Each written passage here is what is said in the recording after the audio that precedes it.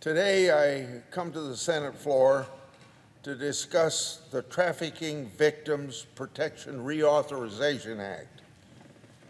This has been introduced in the House and now introduced in the Senate by this senator and my colleague and friend, Senator Feinstein. This bill is a product of bipartisan work and much collaboration. I also want to thank Senators Cornyn and Klobuchar, who are true leaders in this area and also introduced their trafficking legislation this week. I look forward to continuing to work with those two senators as well on this issue. Many Americans tend to view human slavery as a thing of the past. We read about it in our history books and collectively cringe at the concept of such injustice. Unfortunately, however, the reality is that human slavery is alive and well, even today, in the form of sex and labor trafficking. According to the State Department annual Trafficking in Person report, human trafficking is a $150 billion business worldwide. Through deception, through threats, through violence, the perpetrators of these crimes will do whatever it takes to turn a profit at their victims' expense. With the introduction of this bill, we're acting as a voice for those human trafficking victims in the United States who cannot speak for themselves.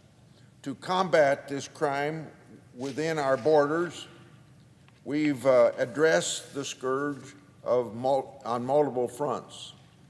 The bill that we've championed would extend several key victim services that were established under the Trafficking Victims Protection Act. It would promote screening of human trafficking victims, enhancing training for federal investigators, and start a pilot program for young people of high risk of being trafficked.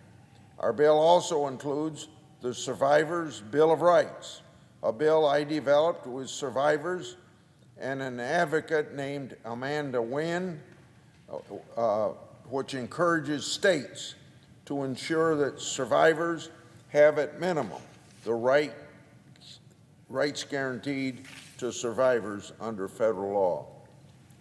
Fighting for victims has been one of my top priorities as chairman and now ranking member of Senate Judiciary. I considered it a privilege to shape the law to ensure that trafficking victims receive necessary services. I also take pride in helping law enforcement and prosecutors hold the perpetrators accountable for these selfish acts. Lastly, this bill has the support of the National District Attorneys Association, Rights for Girls, Shared Hope International, Covenant House, the National Center for Missing and Exploited Children, the Rape, Abuse, and Incest National Network, and the National Center for Sexual Exploitation. I'm grateful for all of these groups and the important work that they do. This bipartisan bill is a strong start, and of course, the work doesn't stop with a single piece of legislation. I look forward to marking this bill up in the Judiciary Committee and getting it signed into law.